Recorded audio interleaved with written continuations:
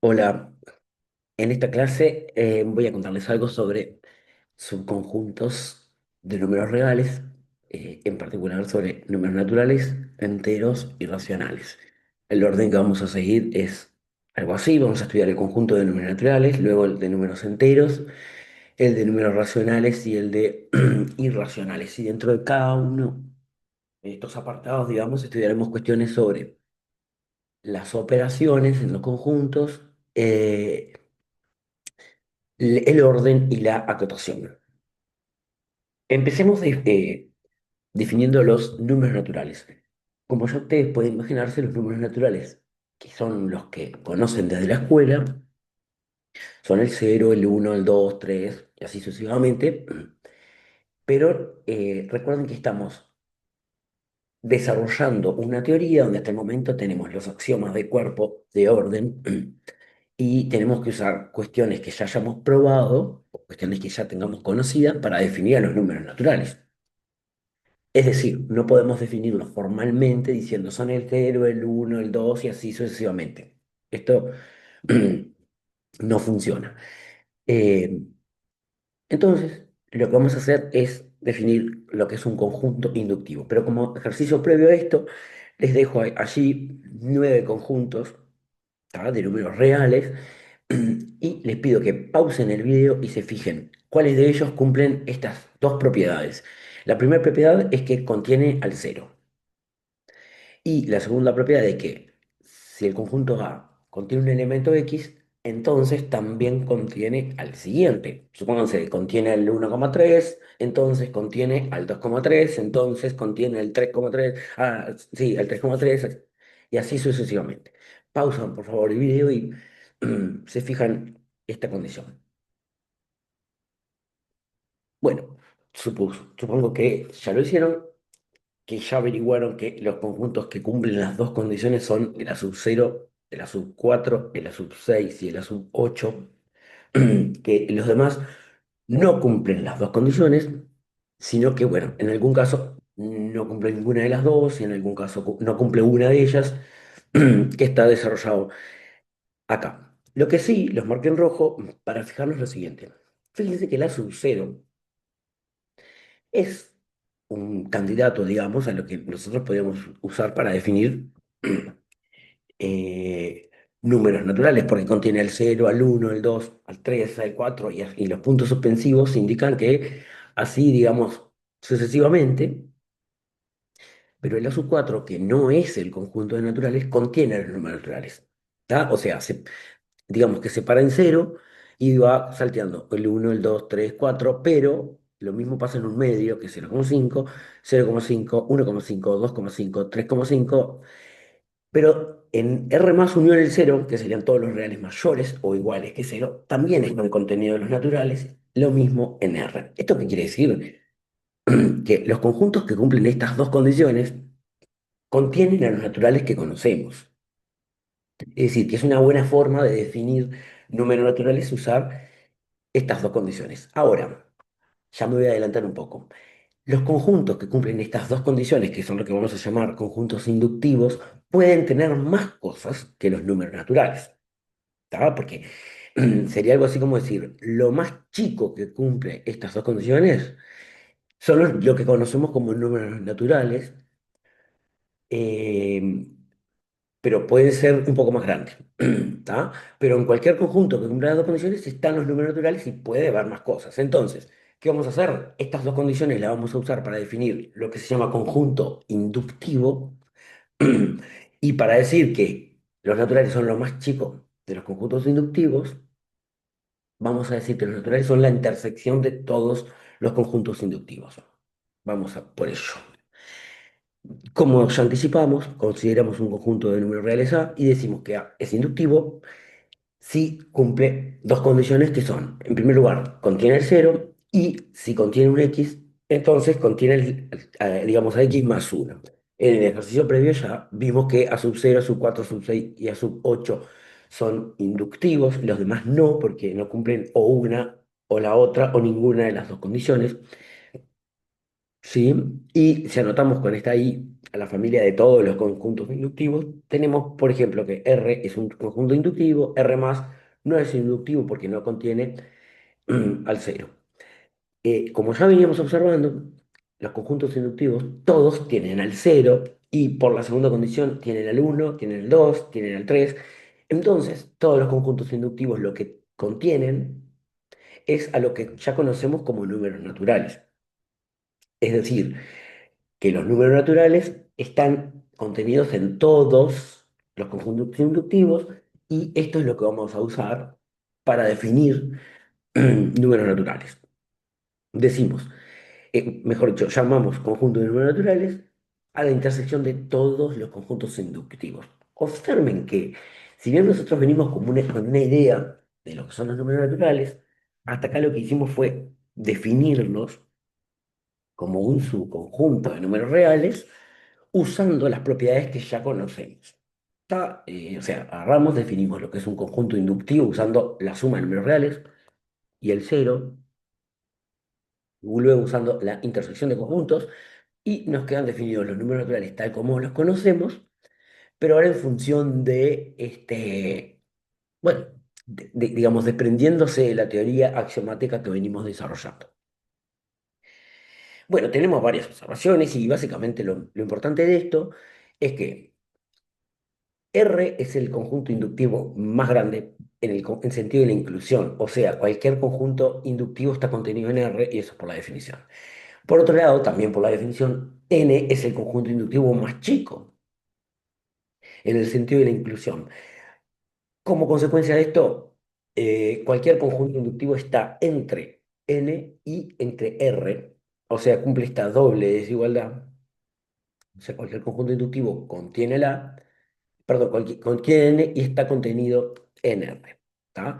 Hay otra cosa, que los naturales son mayores o iguales que cero por estar contenidos en R más unión cero. ¿Tá? O sea que básicamente cumplen cosas que ya conocimos. Este teorema que vamos a probar nos va a ofrecer como punto de partida, ¿tá? Un método más adelante y en todo lo que sigue de esta teoría, una forma de probar, de demostrar afirmaciones, ¿no? Es lo que se llama el teorema de inducción completa. Las hipótesis son las siguientes. Tenemos un conjunto de números naturales que contiene el cero y además, si x pertenece a h, entonces x más uno pertenece a h. ¿Tá? La tesis es que h coincide con el conjunto de números naturales. Antes de demostrarlo, que es muy sencillo, interpretemos lo que está diciendo acá. La condición 2 y 3 nos está diciendo que H es un conjunto inductivo. Digamos que si le agregamos que H está formado por números reales, ¿no? Porque al ser números naturales, son reales. O sea que la condición 2 y la condición de 3, sumado a que H está formado por números reales, nos dice, bueno, H es un conjunto inductivo.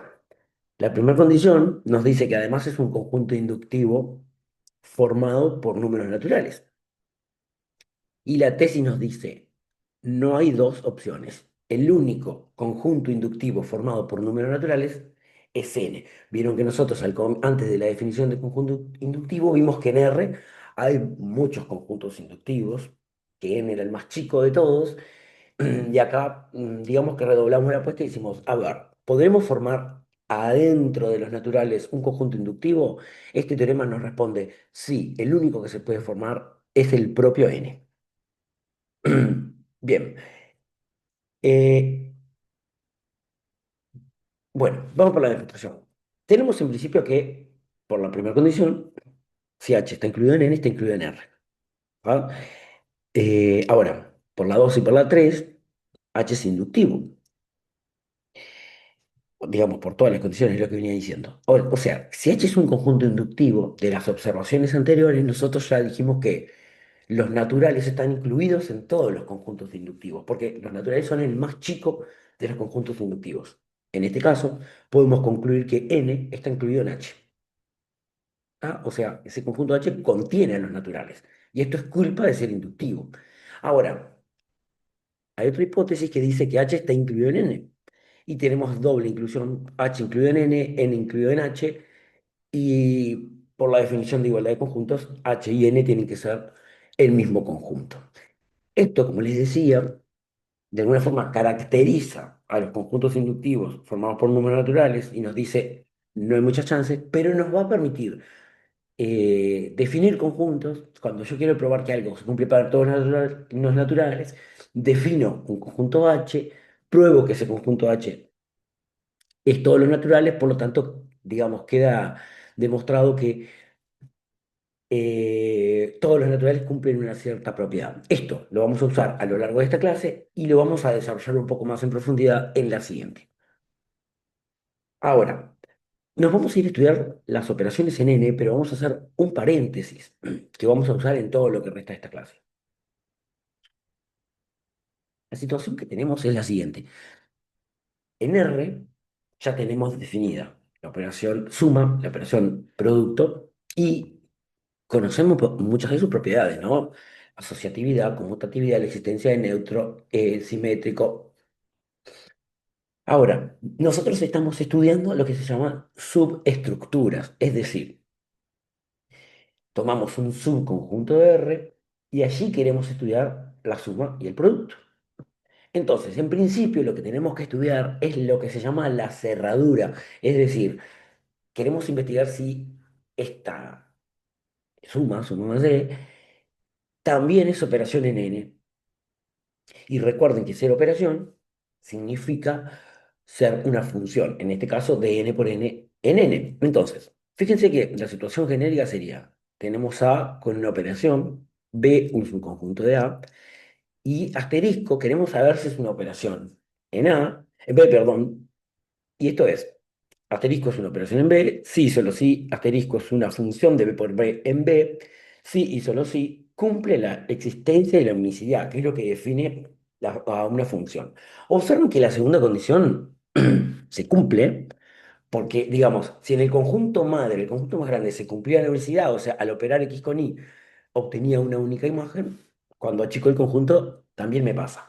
Lo peor que me puede pasar es que la condición uno no se cumpla. Esa es la que podría estar en duda. Esto sería, si opero un número natural con otro número natural, no obtengo un resultado natural. ¿Me explico? Que esto, por ejemplo, es lo que pasa con la resta.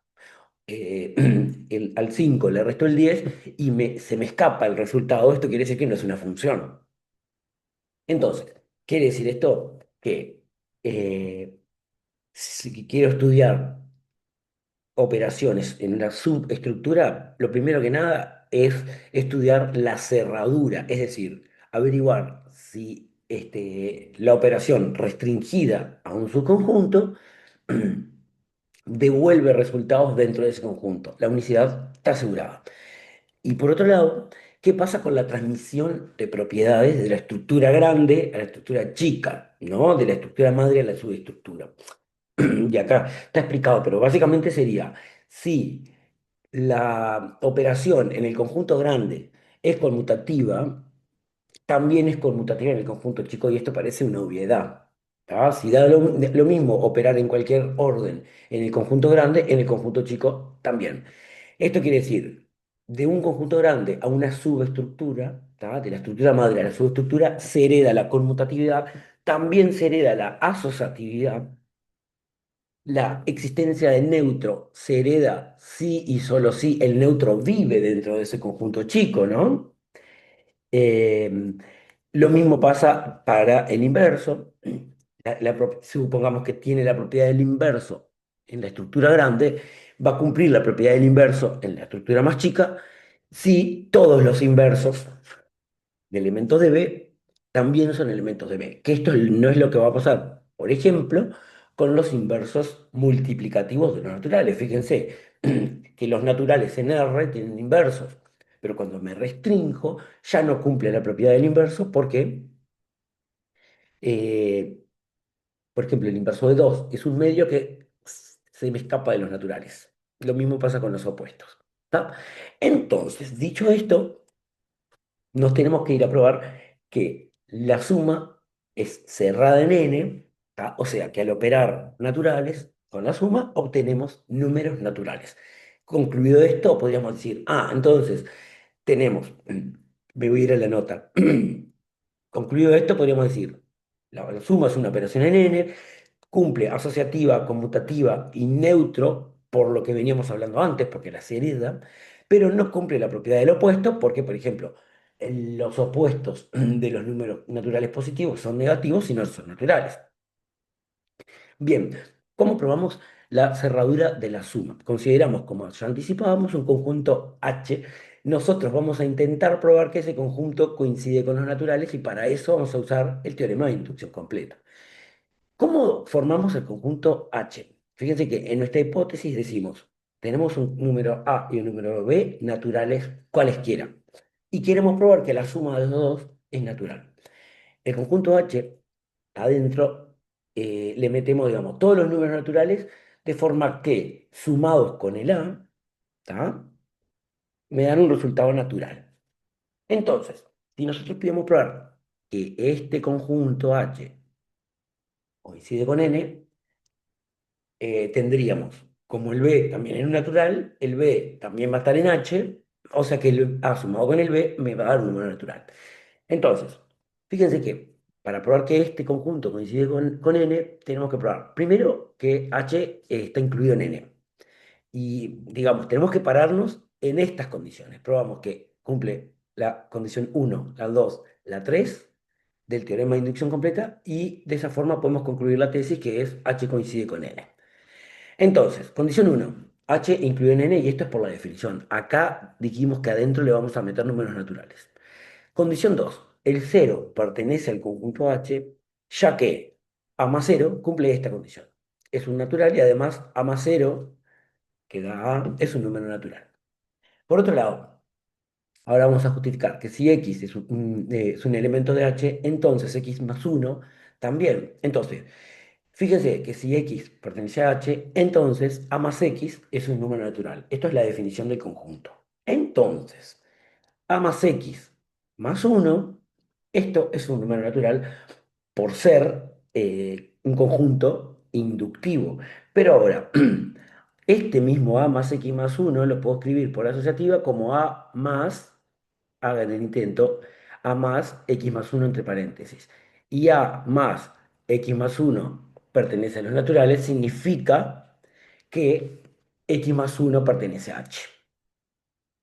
Por lo tanto, conexiones uno, 2, 3, por el teorema de inducción completa, el conjunto H coincide con el conjunto de naturales, y sumado a esto tenemos, si el B es un número natural, entonces el B es un elemento de H, por lo que A más B pertenece a los naturales. Antes de meternos en la resta, eh, vamos a probar un lema que sería el siguiente. Tenemos un número natural no nulo y queremos probar que A menos uno es un número natural. Que esto no es tan obvio, porque si el número natural es cero, al restarle uno se nos escapa de los números naturales, ¿no? Entonces, para eso definimos el conjunto H formado por, miren, este conjunto lo que hace es clasificar los números naturales en dos partes. Por un lado, digamos, adentro del H le metemos números naturales de forma que o X es cero o X menos uno pertenece a los naturales. Si logramos probar esto, perdón, vamos a probar que este conjunto coincide con los números naturales. Entonces tenemos que los números naturales están, por un lado, clasificados en cero, por otro lado, aquellos que cuando les resto uno son naturales, que serían los distintos de cero. Entonces, en primer lugar, primera condición, H incluye en N por la definición. Segunda condición, cero pertenece a H por la definición, porque acá meto los números naturales que son cero o X menos uno está en N, o sea que cumple la primera de las dos condiciones. La tercera condición, si X es un elemento de H, entonces X más uno pertenece a H. Bueno, entonces, digamos, comencemos diciendo, si X pertenece a H, pueden pasar dos cosas, y son estas dos que están en la definición. O X es cero o X menos uno es un número natural. Ahora, si X es cero, ¿Qué pasa cuando sumo uno a este x? Me da uno, ¿está?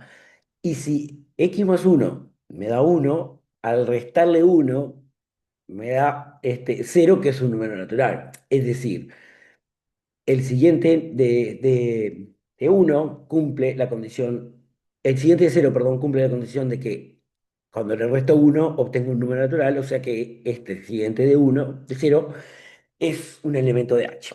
Ahora, si X cumple la segunda condición, que sería X menos uno pertenece a los naturales, tengo que probar que el siguiente de X también es un elemento de H. Entonces, lo que tengo es que X más uno menos uno es lo mismo que X menos uno más uno, que es un número natural. O sea, esto da X, ¿no? Es un número natural, que esto sería lo siguiente. Tomo un X de H, cumple esta propiedad. O sea, no sé quién es, pero sé que X menos uno da natural. Me paro en el siguiente de X, o sea, en X más uno, y también cumple la propiedad de que si le resto uno sigue siendo natural. ¿Me explico? O sea, esto es lo que justifica es que X más uno también es un elemento de H. Y de las tres condiciones, tenemos que H y N coinciden, o sea que todos los números naturales son elementos de H. Por lo que si A es un natural distinto de cero, no cumple la condición esta, sino que cumple la condición que A menos uno es natural. ¿Está? Y esta es parecida a la demostración, esta la conocemos todos, que sería la condición suficiente para que la diferencia de dos naturales sea un número natural. O sea, tengo A y B naturales, A mayor o igual que B, entonces la resta A menos B es un número natural. Otra vez insisto en que ya habíamos anticipado que esto no siempre se cumple porque, digamos, al restar un número menos uno más grande, obtengo un resultado negativo que no es natural. Por eso le exigimos condiciones a la A y el B. Y es que la A sea mayor o igual que el B. Otra vez definimos un conjunto H para probar esto, que sería todos los números naturales de forma que X es mayor que A o A menos X es un número natural. Si se hace un dibujo de esto, va a quedar la recta numérica, todos los números naturales, y va a quedar el A, lo que dice X mayor que A son todos los naturales que están a la derecha del A, y lo otro sería, que es lo que vamos a probar, todos los que están a la izquierda, incluido el A. ¿Tá? Son los menores iguales que A. Entonces, otra vez tenemos que probar las tres condiciones. En primer lugar, que H está incluido en N es por definición, que cero pertenece a H es porque A menos cero es natural. Y la tercera condición, eh, otra vez lo mismo, es delicado como el anterior, si tenemos un elemento que pertenece a H, entonces pueden pasar dos cosas, y la primera cosa es que X más A, perdón, que X sea mayor que A. Y esto es por esta condición, ¿no? Ahora, cuando sumo uno sigue siendo mayor que A. ¿Tá? O sea que X más uno pertenece a H. La otra condición es que A menos X sea un número natural. Y ahí fíjense que puede pasar dos cosas. En primer lugar sería, si A menos X es cero, quiere decir que la Y y el X coinciden, ¿no? Entonces, eh, X más uno es mayor que A. O sea que el X más uno cumple esta condición, por lo que pertenece a H, y la otra sería, si A menos X es distinto de cero, por el lema, cuando le resto uno a todo eso, sigo obteniendo un número natural, pero A menos X menos uno es lo mismo que decir A menos X más uno, que es natural, o sea que X más uno cumple ahora esta condición del conjunto, por lo que es un elemento de H. Conclusión, H coincide con el conjunto de números naturales, por lo que si A es mayor o igual que B, no cumple esta condición. ¿Tá? El B, digamos, que es un número natural, no cumple la condición B mayor que A, por lo que cumple la condición A menos B es natural.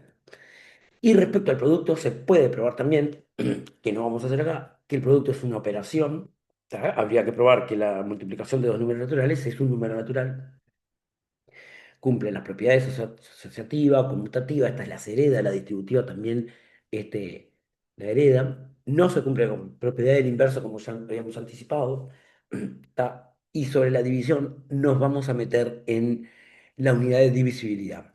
Sobre el inverso, los únicos elementos invertibles respecto a, perdón, el único elemento invertible respecto al producto en n es el uno. Es decir, uno coincide con su inverso y es un número natural. Los demás inversos no son naturales. ¿Qué pasa con el orden? Nosotros acá no tenemos que definir un orden en n porque ya lo tenemos y lo heredamos, digamos. Tenemos una relación de orden definida en R y la restringimos. Bien, lo que vamos a probar ahora es una propiedad que caracteriza, digamos, a los naturales y a los enteros y es la discretitud, no sé cómo se diría, que es discreto, que parece una obviedad, pero ¿qué vamos a probar? Que entre cero y uno no hay números naturales, que esto no parece tan evidente. Entonces, tenemos que, otra vez, definimos un conjunto H. ¿Y qué metemos adentro de H? Todos los naturales que son, por un lado, cero o por otro lado, mayores o iguales que uno. Si logramos probar que este conjunto coincide con el conjunto de números naturales, ¿qué nos queda? Que un número natural cualquiera o es cero o es uno o es mayor que uno, o sea que nunca puede estar entre cero y uno. Fíjense que otra vez usamos el teorema de inducción completa. H está incluido en N por la definición. Cero pertenece a H por esta parte. Ay, perdón. Por esta parte de la definición del conjunto. Y ahora probamos que si x está en h, x más uno también está en h. Y otra vez discutimos las dos condiciones. Digamos, si tomamos un x en h, puede ser cero, puede ser mayor que uno. Y ahí se sigue aplicando la definición. ¿Está? O sea, la conclusión sería, todo número natural es cero o es mayor o igual que uno. O sea que entre medio de cero y uno no hay ningún número natural. Este generaliza un poco y se habla de la noción de número consecutivo, ¿tá? Dice, si tenemos un número natural cualquiera, no existe un natural entre A y A más uno. Esto se prueba por absurdo, ya no se define un conjunto, sino que se usa el anterior, que podríamos decir que es un lema, el teorema anterior, y decimos, supongamos que hay un natural entre A y A más uno. Lo que podemos hacer en esta doble desigualdad es restar A de todos lados, de los tres lados de la desigualdad usando la monotonía de la suma, ¿no? Sumamos el opuesto de A. Lo que nos queda es que n menos A está entre cero y uno, pero n es mayor que A, o sea que n menos A, o sea, este número acá entre medio, es un número natural, o sea, que este es un número natural que está entre cero y uno, y esto es absurdo, ¿tá? Porque contradice el teorema anterior que nos decía no hay naturales entre cero y uno. Eh, Ahora, miren que acá el enunciado dice, no existen naturales entre dos naturales consecutivos A y A más uno. En realidad, el teorema nos permite afirmar que A y A más uno son consecutivos, es decir, que después del A viene el A más uno. ¿Por qué digo que el teorema nos permite afirmar esto? Porque entre A y A más uno no hay nadie, no hay nadie natural. Sin embargo, el A y A más uno no son consecutivos en R porque por la densidad entre A y A más uno hay mucha gente, ¿no? Viven muchos números. Por eso, cuando hablamos de consecutivos, es que entre ellos no hay ningún otro número. ¿Está? Y como les venía anticipando, esto es una diferencia con R. ¿Por qué? En R, dados dos números reales cualquiera, por la densidad encuentro números reales entre medio y acá estoy diciendo, no, los naturales están separados entre sí porque existe esta noción de consecutivo entre A y A más uno, no hay naturales. Y medio que para ir terminando esto, tenemos otro teorema que dice, si tenemos dos naturales y A es menor que B, entonces al sumarle uno, está al A, al más chico, eh, no me paso, miren qué interesante lo que dicen. Si tengo un número natural menor, A menor que el B, al sumarle uno al número más chico, o sea, al A, no me paso del B. Me dice A más uno es menor o igual que B. ¿Qué quiere decir? Que A más uno o sigue siendo este, menor que B, o a lo sumo, coincide con B. Y esto es culpa, digamos, de que están separados, ¿no? Porque lo más cerca que podría estar el A del B siendo menor sería el anterior, siendo B menos uno. Eh, bueno, acá les dejo cómo se demostraría que no es necesario que lo probemos, con cuál conjunto se define. Y una condición equivalente es lo mismo que decirle el resto uno al más grande de los dos. Pero observen que esta propiedad no es cierta en general en R porque como acá el A y el B los tengo por lo menos a distancia uno porque están separados, ¿tá? Por ser discreto. Sin embargo, en R no pasa. Si tomo, por ejemplo, el cero y el un medio y al más chico que es el cero le sumo uno, me paso de B, ¿tá? O sea, obtengo un resultado, el A más uno es más grande que B, lo que no pasa en los naturales. Y para terminar esta presentación sobre números naturales, voy al principio de buena ordenación, que este es un teorema muy importante. Eh, este teorema lo que nos dice es que cualquier conjunto de números naturales no vacío tiene mínimo. Ustedes, si quieren, pausen la presentación, eh, represéntense el conjunto de naturales que quieran, ¿tá? Y van a ver que siempre tiene mínimo, ¿tá? No así con el máximo. Ahora, ¿cómo vamos a demostrar esto? Tenemos un conjunto K incluido en naturales y queremos probar que necesariamente tiene mínimo. Tenemos dos casos que serían, el primero, si cero es un elemento de K, ¿tá? El conjunto K contiene el cero, ya está todo dicho porque K es el número natural más chico de todos.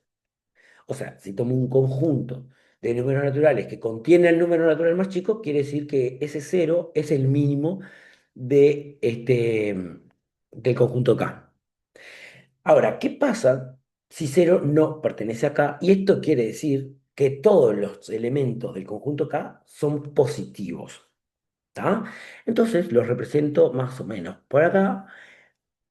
¿Tá? No sé ni siquiera si son consecutivos, andan dispersos, no importa. Pero lo que sí seguro es que a la derecha del conjunto, perdón, a la izquierda del conjunto K hay gente, ¿no? Hay números naturales. Por lo menos el cero está acá a la izquierda del conjunto K. Entonces, ¿qué hago? Definir ese conjunto H que contiene a todos los naturales que están a la izquierda de K. Es decir, son menores que K estrictamente. ¿Tá? Menores que todos los elementos de K estrictamente. Esto no es otra cosa que las cotas inferiores de K, que son naturales, pero además no pertenecen al conjunto K. Pero, o sea, figuradamente serían los naturales que están a la izquierda del conjunto K. Lo que vamos a hacer es probar que H tiene un último elemento y que el siguiente de ese último elemento es el mínimo de K, lo que parece que tiene bastante lógica. Ustedes fíjense que si encontramos el último elemento, empezamos a contar los elementos de H y decimos, ta, llega X sub 0, que es el último elemento de H, el próximo ya se cae adentro de K, porque entre medio no hay nadie, ¿no? Entonces, fíjense que otra vez vamos a probar a intentar usar el teorema de inducción completa de una forma distinta. En este caso, porque lo vamos a hacer por absurdo. Es inmediato que cero pertenece a H y era porque dijimos cero no pertenece a K, por lo tanto, los elementos de K son todos mayores que cero, pues son naturales, ¿no? No hay negativos. O sea que el cero está a la izquierda del conjunto K. Ahora, supongamos, por absurdo, que dado un elemento H cualquiera, de H cualquiera, un X, el siguiente también pertenece a H. Muy bien. Entonces, si esto fuera cierto, el teorema de inducción completa nos permitiría afirmar que el conjunto H coincide con los naturales. Ahora, fíjense que si este conjunto H está formado por todos los naturales, empuja al conjunto H, ¿no? A la nada misma, digamos, ¿no? Porque si coincide con todos los, si H coincide con todos los naturales, K no tiene nada. O sea, es vacío. Y esto fíjate que sería, si H coincide con N, entonces K intersección H es igual a K intersección N. Sería como intersectar de los dos lados con K. Pero K intersección H es vacío por definición. Y K intersección N es K, porque K está incluido en en N. O sea que K necesariamente es vacío y esto es absurdo. ¿Tá? Ya habíamos dicho que K era un conjunto no vacío. Entonces, ¿qué pasa? Tenemos una contradicción, llegamos a un absurdo, por lo que esta implicación es falsa. Si X pertenece a H, entonces X más uno también pertenece a H. ¿Qué podemos concluir entonces? Que necesariamente hay por lo menos un elemento X sub 0 que está en H, pero el siguiente no está en H. O sea, existe un X sub 0 en H y X sub 0 más uno no pertenece a H. Esto sería, si bien no estamos diciendo que es el último elemento, de alguna forma estamos diciendo que es el máximo, pero estamos diciendo, caes en X sub 0 y al dar un paso más adelante, estás acá en X sub 0, al dar un paso más, te caes fuera de X sub 0, de H, donde te caes en el mínimo de K. Ahora, como X sub 0 pertenece a H, por la definición, X sub 0 necesariamente es menor que K, ¿está? Para todos los elementos del conjunto K. Ahora, probamos en el teorema 6 que al sumar uno lo peor que me puede pasar es obtener un natural menor o igual que K. ¿Tá? Y esto para todo K. Pero lo que sabemos es que X más uno, perdón, X sub 0 más uno no pertenece al H. O sea, que no es menor que K para todos los elementos de K. Porque si fuera menor que K para todo K, de, de, del K grande, tendríamos que X sub 0 más uno sería un elemento de H. Como esto no es cierto, X sub 0 más uno coincide con uno de los elementos de K. ¿Tá? Digamos, esta condición no se... fíjense lo que dice, es menor o igual que todos. ¿Tá? O sea, que es menor que todos o que algunos y e igual a algunos. Pero bueno, como no es menor que todos, es igual a uno de ellos, de los elementos de K. O sea que X sub 0 más uno pertenece acá por la condición esta y esta, te estamos diciendo, es una cota inferior que pertenece acá por lo que es el mínimo. Em, ¿Qué iba a decir acá? Bueno, bueno, estamos asegurando que cualquier conjunto de naturales tiene mínimo y lo que pasa es que no pasa lo mismo con el máximo, es decir, existen conjuntos de números naturales que no tienen máximo y ahí pongo como ejemplo los números pares. Y el teorema que sigue nos da una condición suficiente para la existencia de máximo. ¿Tá? Basta que un conjunto de naturales esté acotado superiormente para que tenga máximo. Fíjense que esto es una diferencia con los números reales, porque el 0,1 es un intervalo de números reales acotado superiormente, pero no tiene ni máximo ni mínimo.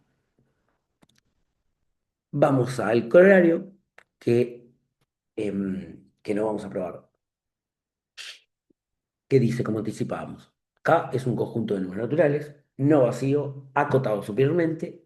Entonces, este conjunto K tiene un máximo que es un número natural. ¿Tá? Se puede probar definiendo el conjunto, si está acotado superiormente, podemos definir el conjunto H de las cotas superiores naturales, ¿tá? Y probar por el principio de buena ordenación que tiene mínimo y que este mínimo es el máximo de K. Y el siguiente teorema que se obtiene combinando el teorema 7 con el corolario 7.1, que dice, cualquier conjunto de números naturales no vacío y acotado superiormente tiene máximo y tiene mínimo. O sea, que tiene mínimo es consecuencia del principio de buena ordenación, que tiene máximo es consecuencia del corolario 7.1. Y para terminar, dejamos planteado esto que no lo vamos a probar hasta ver perdón, el axioma de completitud. Y sería este teorema que dice que n no está acotado superiormente. En símbolos, esto lo que quiere decir es que, dado un número real cualquiera, siempre puedo encontrar un número natural más grande que ese real, más grande que k. Dicho de otra forma, dado un número real cualquiera, ese número real no es cota superior de n. Esto lo vamos a probar más adelante.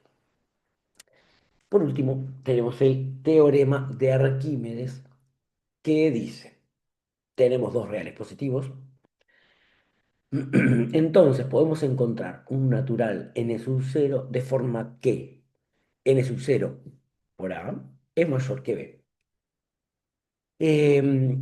Miren que básicamente sería, si quiero un número natural n sub 0 que cumple esta condición, lo que puedo hacer es tomar un natural n sub 0 mayor que b sobre a, y esto, ¿por qué lo puedo encontrar ese natural? Porque n no está acotado superiormente, y luego, digamos, transponiendo o multiplicando a ambos lados de esta desigualdad por a, que lo puedo hacer porque la es positivo, y no se da vuelta la desigualdad, ¿no? Se mantiene. Entonces, el natural n sub 0 lo que cumple es que n sub 0 por a es mayor que b. Veamos la relevancia de esto. Dice que dados dos números reales positivos es posible multiplicar uno de ellos por algún natural de forma que el producto ese sea mayor que el otro número real, debería de ser acá. Ahora, si él es mayor que b, esto es obvio, porque, digamos, ya él mismo es mayor que b, o sea que si lo multiplico por uno o por cualquier otro número natural, sigue siendo mayor que b. Cuando coinciden el A y el B, ¿por cuánto puedo multiplicar al, al A para que me dé mayor que B? Ya por 2 me alcanza y de ahí en adelante. Ahora, ¿qué pasa cuando el A es más chico? Y pongo un ejemplo un poco exagerado. Supónganse que el A es 0,1 y el B es 99. Entonces podemos hacernos una lista de n sub ceros, a ver cuáles funcionan. Digamos, ¿en qué caso obtengo que el n sub 0 por A sea mayor que 99? ¿Tá? O sea, elijo naturales de forma que ese natural por 0,1 es mayor que 99. Tengo que multiplicar por alguien grande, porque este es un décimo, ¿no? Y podría ser mucho más chico. Acá llego a que si multiplico por 1000 ya está. El resultado es n sub 0 por a me da 100 y ya me pasé del b. Muy bien. Ahora, esto lo hicimos probando, digamos, tanteando, ¿no? Pruebo con un n sub 0, con otro, pero la mismísima demostración nos da una forma de encontrar este n sub 0 que no es probando, y nos dice, defina el cociente b sobre a y elija un natural en su cero que sea mayor que b sobre a. En este ejemplo, 99 dividido 0,1, que es el b sobre a, da 990, por lo que es suficiente tomar n sub 0 mayor que 990. Por ejemplo, n sub 0 991 ya nos permite afirmar que se cumple esta desigualdad. N sub 0 por 0,1 es mayor que 99. Y por último, fíjense que el teorema asegura la existencia de este n sub 0, pero no asegura la unicidad y no habla de la unicidad. Y esto es porque el n sub 0 no es único, sino que, por ejemplo, nos dice, basta tomar cualquier n sub 0 mayor que b sobre a. ¿Y esto qué quiere decir? Hay infinitos, porque el n sub 0 mayor que b sobre a lo puedo elegir de infinitas formas. En el ejemplo que veníamos viendo, el primero de todos, los n sub 0 era 991 y de ahí en adelante todos me sirven. Vamos a los números enteros. Eh, ya sabemos que los números enteros serían los naturales y sus opuestos. Y de esta forma que los vamos a definir. El conjunto de los números enteros es un conjunto de números reales formados por los naturales y por los opuestos de los naturales. ¿Tá? O dicho de otra forma, x es un número natural o su opuesto es un número natural. Eh, tenemos que, por supuesto, n es una parte, digamos, de los enteros, ¿tá? Pero en los enteros hay más gente, obviamente, y estos son parte de los números reales. Lo que se puede probar es que al sumar uno o al restar uno a un entero, se obtiene un entero, y es que esto es una diferencia con el lema previo al teorema 3 sobre naturales, que decía que al restar uno a un número natural no necesariamente se obtiene un natural. Acá en los enteros sí pasa eso. Si vamos a las operaciones, por todo lo que dijimos antes, al hablar de operaciones en Z, que son una parte de los reales, tendríamos que probar la cerradura. Y es lo que se presenta en este teorema. digamos, tenemos dos números enteros y queremos probar que tanto la suma como la multiplicación de ellos es un número entero. Y lo que se hace para hacer esta demostración es, digamos, distinguir varios casos, ¿no? Tendríamos que probar, ya se lo voy a mostrar cómo está presentado y no me voy a detener en los detalles.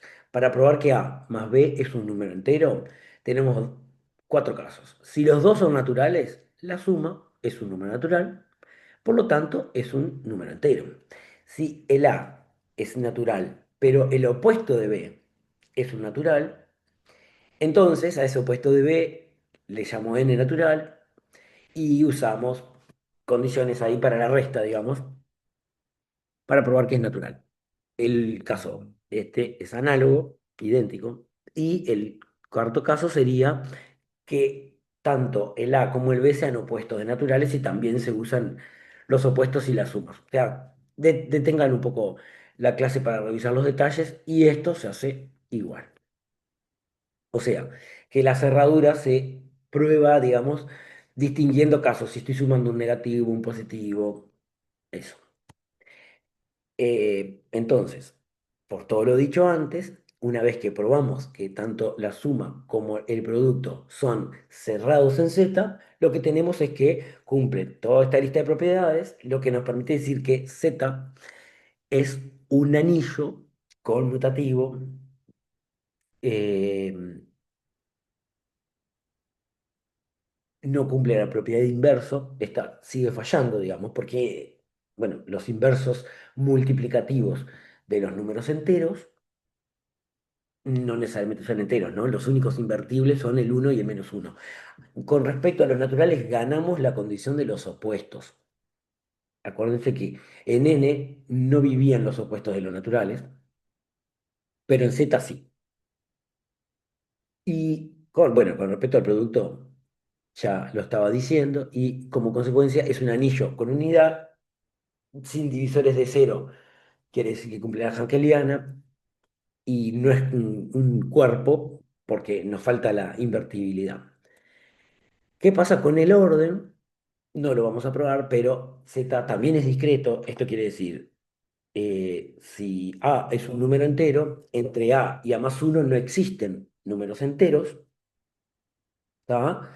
Y esto no lo vamos a probar, pero es la misma propiedad probada en los naturales. Y otra vez podemos decir entonces, Z es discreto y acá hay otra vez una diferencia en el orden con respecto a R, porque no tenemos densidad. ¿Está?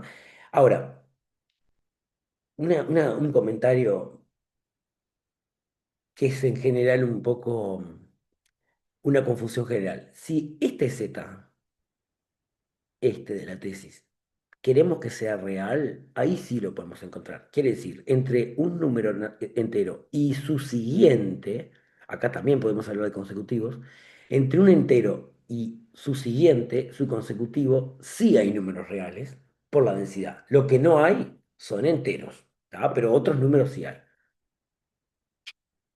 Con respecto a la acotación y los mínimos, digamos, tenemos como consecuencia de los teoremas 7 y 8 las siguientes propiedades que nos vamos a probar.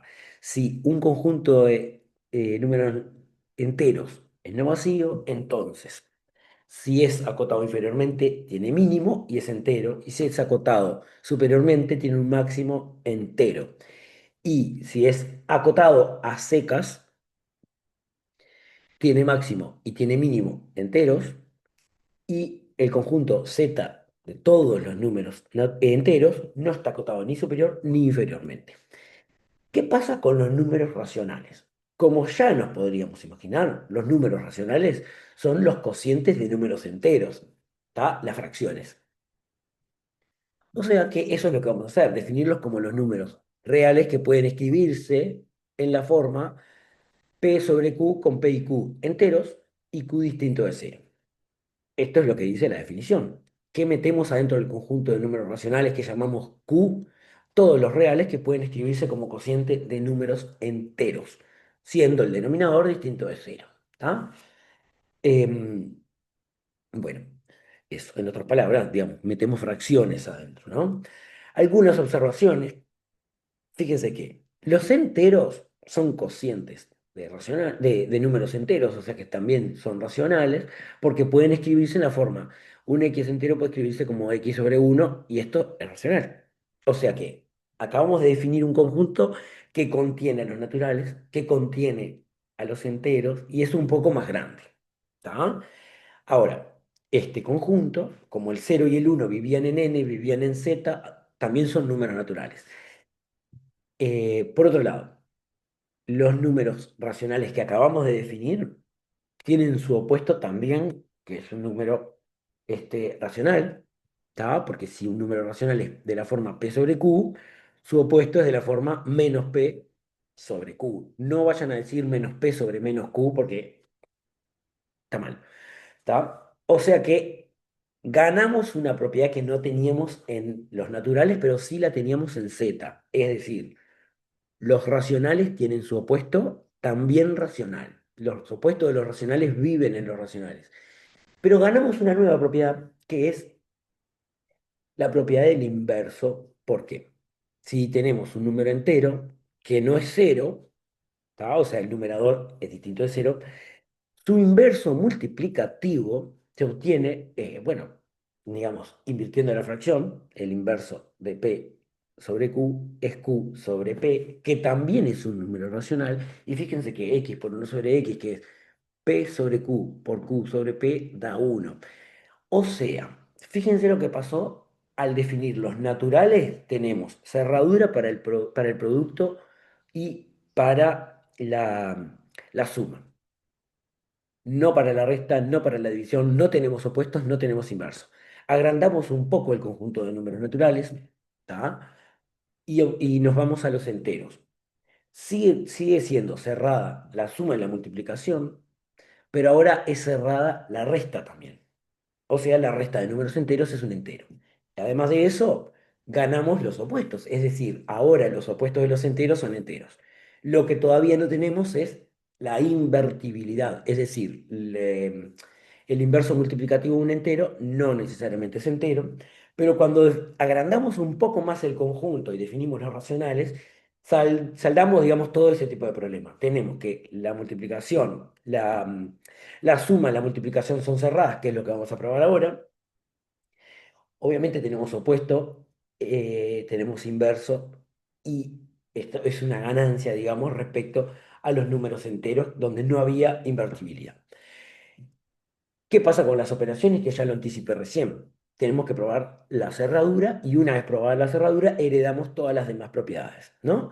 O sea que, dados dos números racionales, tenemos que probar que la suma de ellos es racional, la multiplicación de ellos es racional. Y para esto lo que vamos a usar es la representación fraccionaria.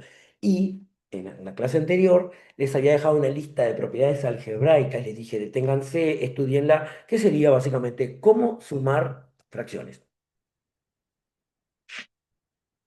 Y bueno, básicamente, en este caso, el A y el B los escribimos como fracciones. Lo que hacemos al sumar es escribir la suma de estas fracciones. ¿Tá? Que sería, bueno, hacemos denominador común, como en general se piensa, bla, bla, bla, pero nos quedan un numerador entero, un denominador entero no nulo, y fíjense que esto es consecuencia de lo que venimos diciendo. Si Q y Q' son enteros no nulos, entonces Q por Q' es un entero no nulo.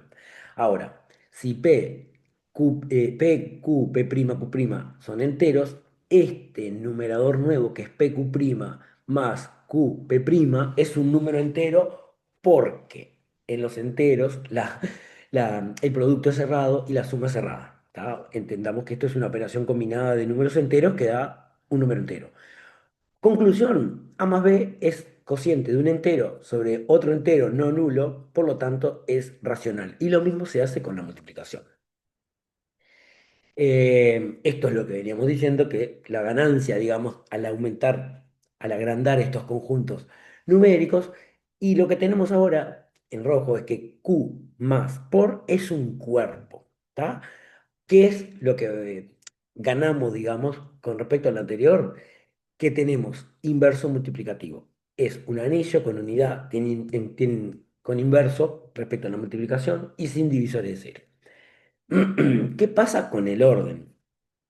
Acá, respecto al orden, tenemos una diferencia respecto. a los números enteros porque ahora adquirimos la densidad. ¿Qué quiere decir esto? Lo mismo que habíamos probado en R. Dados dos números racionales, A menor que B, existe un racional entre A y B. ¿Tá? Y la demostración es igualita a la que ya hicimos en los reales. Y esto pasa porque A más B dividido 2 el promedio entre A y B, eh, es un número racional, porque fíjense que si A es racional, B es racional, A más B es racional. Y al dividirlo entre 2 que es racional, nos da racional. Lo que también se puede probar, que se los dejo a ustedes, está en el teórico, es que dados dos números reales, ¿no? ¿Sí? No necesariamente dos racionales, entre medio de ellos puedo encontrar un número racional. Esto lo que me está diciendo es que los racionales son muchos, ¿no? Porque, o sea, ya sabíamos de antes que cualquier intervalo a b de números reales contiene infinitos números reales. Pero ahora lo que estamos diciendo es mucho más que eso. Estamos diciendo, dado un par de números a b, ¿no? O sea, un intervalo b, entre ellos dos hay infinitos números racionales. Entonces, acá vale una pregunta que sería, entonces, si entre A y B reales hay infinitos racionales, ¿será que todos esos racionales me alcanzan para llenar todo el intervalo? ¿O hay otra cosa? Porque, digamos, si ya logro la densidad, es muy natural pensar, cuando hay densidad, que los racionales alcanzan para llenar todo, bueno, en ese caso el intervalo, o toda la recta real. Eh, sugiero que se tomen un ratito para pensar esta idea. Cuando hay densidad, como en este caso, que hay entre cualquier par de números, por más chicos, más cerca que los tome, encuentro entre medio infinitos racionales, lo primero que uno podría pensar es, suficiente, los números racionales ya son todos los números que pueden existir en la recta numérica. Pero esto no es cierto, ¿tá? Para eso es que tenemos que, digamos, tenemos que probar que existen otras cosas, ¿no? Toda esta motivación, digamos, es lo que venía diciendo. Podemos pensar que los racionales son suficientes para llenar toda la recta. Punto. Pero esto no es verdad y lo que vamos a hacer, en primer lugar, es probar que existe por lo menos un número que no es racional. ¿Qué vamos a hacer? Vamos a agarrar el número real L, que es raíz de 2. ¿Qué sabemos de raíz de 2? Que al elevarlo al cuadrado da 2, ¿no? O sea, L cuadrado es igual a 2. Lo que vamos a hacer es una prueba por absurdo. Es decir, vamos a suponer que raíz de 2 es un número racional, o sea, lo vamos a escribir como fracción y vamos a llegar a un absurdo. ¿Tá? Entonces, ¿qué vamos a usar durante el transcurso de la demostración? Primero que nada, si L es un número racional, puede expresarse como fracción P sobre Q irreducible. Esto quiere decir que P y Q no tienen factores comunes. Que si bien no llegamos a esto de la factorización porque se da en divisibilidad, esto implica que P y Q no pueden ser pares simultáneamente. Supónganse 4 y 6, porque en ese caso, al tener factores de factor común el 2 se puede simplificar. ¿Tá? O sea que asumimos que si L es un número racional, uno de los dos necesariamente, el P o el Q, es impar, o los dos. ¿Tá? Por otro lado, si n es un número natural, par, su cuadrado es par, y el recíproco también es cierto, es decir, n cuadrado es par, implica que n es par. Y lo mismo pasa para impares, o sea, un número natural, incluso entero podría ser, ¿no? Es impar si solo si su cuadrado es impar. Ustedes deténganse un ratito, esto se prueba facilísimo en divisibilidad, pero por ahora lo dejamos ahí. Pueden detenerse ahí y probar que esto es verdad. Entonces, vamos a la demostración. Dijimos, vamos a suponer que L, raíz de 2 es un número racional, o sea que puede expresarse como una fracción irreducible. L es igual P sobre Q. Ya sabemos que L cuadrado es 2. Entonces, miren lo que tenemos. L cuadrado, que es P sobre Q al cuadrado, usando propiedad de potencia, eso es P cuadrado sobre Q al cuadrado, y esto es 2. ¿Tá? Ahora, si despejamos, pasamos al otro lado, el 2, el q cuadrado, perdón, nos queda que p cuadrado es 2q cuadrado. Que p cuadrado sea 2 por algo entero significa que p cuadrado es par. Y por lo que dijimos previamente, p tiene que ser un número par. ¿Está? Ahora, si p es un número par, lo puedo escribir como p es igual a 2 por un entero t, ¿no? Fíjense que los números pares, o sea, los de la tabla del 2 son de la forma 2t, ¿está? Ahora, si p es igual a 2t, p cuadrado es 4t cuadrado. Elevo al cuadrado a ambos lados, ¿no? Ahora, ya sabíamos que p cuadrado era igual a 2q cuadrado. Y tenemos ahora que p cuadrado es 4t cuadrado. O sea que en el lugar de p cuadrado, en esta igualdad voy a meter el 4t cuadrado. O sea que nos quedaría 4t cuadrado igual a 2q cuadrado. Y podemos simplificar de ambos lados. O sea, la cancelativa, que en la clase anterior, hay un 2 que sobra, digamos, porque tenemos el 4q cuadrado y el 2q cuadrado, perdón, acá lo tengo, el 2q cuadrado y el 4t cuadrado, simplifico este 2 con un 2 del 4 y queda q cuadrado igual a 2t cuadrado. ¿Qué nos da entonces? Si q cuadrado es 2 por algo entero, es par. Y si q cuadrado es par, el q es par. Entonces, esto es absurdo porque q es par, p es par, q es par, o sea que no era irreducible. Esto es un absurdo, ¿no? O sea que estamos diciendo que si raíz de 2 es racional, no puede ser irreducible. Esto es un absurdo. ¿Esto qué quiere decir? Que los números racionales no alcanzan para llenar toda la recta numérica, porque acá encontramos un número real que no es racional. Eso lo que nos lleva es a definir el conjunto de números irracionales, que no es otra cosa. Acá parece que la definición es por haraganería, porque nosotros fuimos definiendo, digamos, los conjuntos naturales, los conjuntos enteros, un poco más grandes los conjuntos racionales. Y acá el conjunto de números irracionales es R menos Q. ¿Qué quiere decir esto?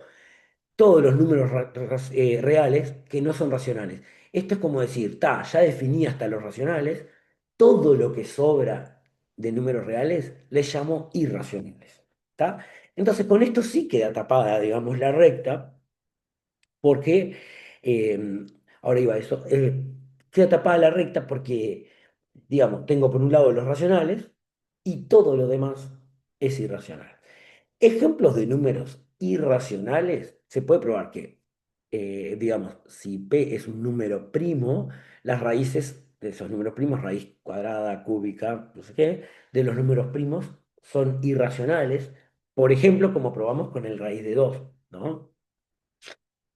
Lo mismo con algunos logaritmos, y esto se puede probar que en divisibilidad. Se puede probar también que pi y el número son números irracionales, cosa que nosotros no vamos a hacer. Y fíjense lo que venía diciendo. Si los números irracionales son el complemento de los racionales, esto quiere decir que R menos Q, o sea, los irracionales, unión los racionales da todo R, llenan toda la recta. Pero además me está diciendo que R menos Q y Q no tienen elementos comunes. O sea, cualquier número real es a la misma vez, perdón, es o racional o irracional. No puede, un número real no puede escaparse de esas dos categorías, pero no hay números comunes entre los racionales e irracionales. O sea, me paro un número real cualquiera y necesariamente es una de las dos cosas, racional o irracional, necesariamente. Esto lo pueden estudiar para sus prácticas, más que nada lo van a estudiar. Tiene que ver con la representación, una forma que es la representación decimal. O sea, si un número real tiene, lo expreso en notación decimal, ¿no? O sea, no sé, 1,23, 1,3 periódico, básicamente sería, si un número tiene expresión decimal periódica o finita, finita como el 1,3, periódica como el 1,3 periódico, esos son racionales. Pero si tiene una expresión decimal que no es periódica, es infinita, no periódica, esos son los irracionales. Acá no nos vamos a detener en eso, pero a título informativo. Y esto, digamos, una forma de representar en diagrama de Venn sería perdón, Q y R menos Q, Fíjense que está separados, son disjuntos. Acá adentro metí un montón de los ejemplos de números irracionales.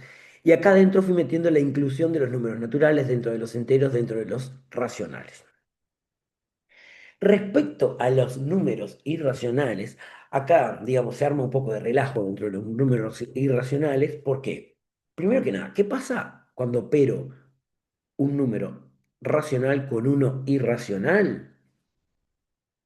Bueno, me pasan cosas, por ejemplo, supóngase la suma no es, da un irracional. La suma de un racional con un irracional da un irracional. Ay, bueno, por ejemplo, a ver, la demostración por absurdo, por ejemplo, acá para el caso de la suma tendría. Todas se hacen iguales estas demostraciones. Fíjense que tengo x es racional, y es irracional, y quiero probar que la suma es irracional, o sea, que no es racional. Supongo que esta suma que le llamo z es racional. Ahora, ya sabemos, miren lo que tengo en esta igualdad. X racional, y es irracional, z racional. Si transpongo, me queda que el i es igual a z menos x, pero el i es racional, es irracional, perdón, y el z menos q, por ser una resta de dos racionales, me da racional. Y esto no puede ser, porque no hay ningún número que sea a la misma vez racional e irracional. ¿Está? Y bueno, y se detienen un poco con las operaciones entre racionales e irracionales. ¿Está? ¿Y qué pasa? Bueno, esto lo que nos permite es, una vez que tengo, por ejemplo, a raíz de 2 con 1 probado, ¿no? Fíjese, puedo inventarme, digamos, de alguna forma, un montón de números irracionales operándolo con números racionales. Es lo que nos dice el teorema anterior. Y lo que pasa con la suma, resta, producto y división de dos números irracionales, que me voy a ir a la conclusión, pero acá se detienen y tienen un montón de ejemplos. Todas estas operaciones son, bueno, en general pueden ser racionales o irracionales. No hay una regla. ¿Qué quiere decir esto? No tenemos, en este caso, cerradura de las operaciones. Es decir, la suma de irracionales no necesariamente es irracional. El producto de irracionales tampoco. O sea que acá se desmadra un poco la cosa, se arma un poco de relajo y todo lo cuidadoso que veníamos lo perdemos. Y respecto al orden, que es creo lo último que vamos a probar, vamos a probar el último teorema que sería, entre dos números reales, A y B, existe un número irracional. Fíjense que esto viene a ser un complemento de la densidad de los racionales en los reales, porque, digamos, ya habíamos probado que entre dos números reales hay racionales entre medio. Y dijimos, si lo usamos muchas veces al teorema, podemos decir, entre dos números reales hay infinitos números eh, racionales. Y ahora vamos a probar que hay infinitos números irracionales. O sea, que entre dos números reales hay infinitos racionales e infinitos irracionales. ¿Qué es lo que vamos a hacer? Vamos a hacer uso, digamos, del teorema anterior, ¿no? ¿Por qué? Fíjense que tenemos. Si A es menor que B, entonces, por la monotonía de la suma, podemos sumar el opuesto de raíz de 2 de ambos lados de la desigualdad y nos queda que A menos raíz de 2 es menor que B menos raíz de 2. Estos son dos números reales, ¿no? Ahora, por la densidad de los racionales en R, tenemos que entre A menos raíz de 2 y B menos raíz de 2 hay un racional R. Ahora volvemos, pero a sumar raíz de 2 de los tres lados de la desigualdad. O sea que en esta doble desigualdad sumamos raíz de 2 y nos queda que A es menor que R más raíz de 2 y eso es menor que B. Ahora, fíjense que por lo que veníamos diciendo antes, si R es un número racional y ya sabemos que raíz de 2 es irracional, entonces este número C menos no, este es más raíz de 2 es un número irracional que está entre A y entre B. Podemos entonces concluir, esto que venía anticipando antes, que en cualquier intervalo de números reales A, B, existen infinitos números racionales e infinitos números irracionales. Y ahora,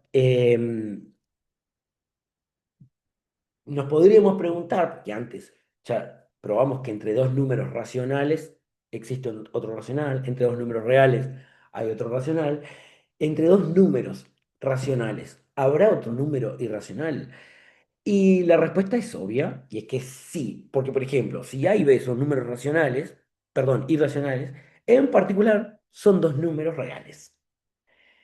O sea que usando el teorema anterior, entre esos dos números que son reales, hay un irracional. Si el A y el B fuera uno racional, uno irracional, ¿existirá un irracional entre medio? La respuesta es otra vez que sí, porque si A es racional, B es irracional, son reales y entre medio de ellos existe un irracional. Y también existe un racional, o sea que podemos hacer combinaciones de ese tipo. Y para terminar, les dejo esta tabla en donde tenemos el conjunto de números naturales, enteros, racionales y reales, propiedades de la suma, del producto y del orden, ¿tá? Y ustedes la van a completar con sí o con no. Pónganse, a ver, en n, ¿se cumple la conmutativa de la suma? ¿Se cumple la asociativa, el neutro? No se cumple el opuesto. ¿Tá? Y así siguen con todo, todo, todo, todo. Lo que va a quedar es, de alguna forma, comparados, ¿tá? Las propiedades que conocemos hasta el momento sobre n, z, q y r. Y la vamos a retomar cuando tratemos el axioma de completitud. Y por ahora es todo.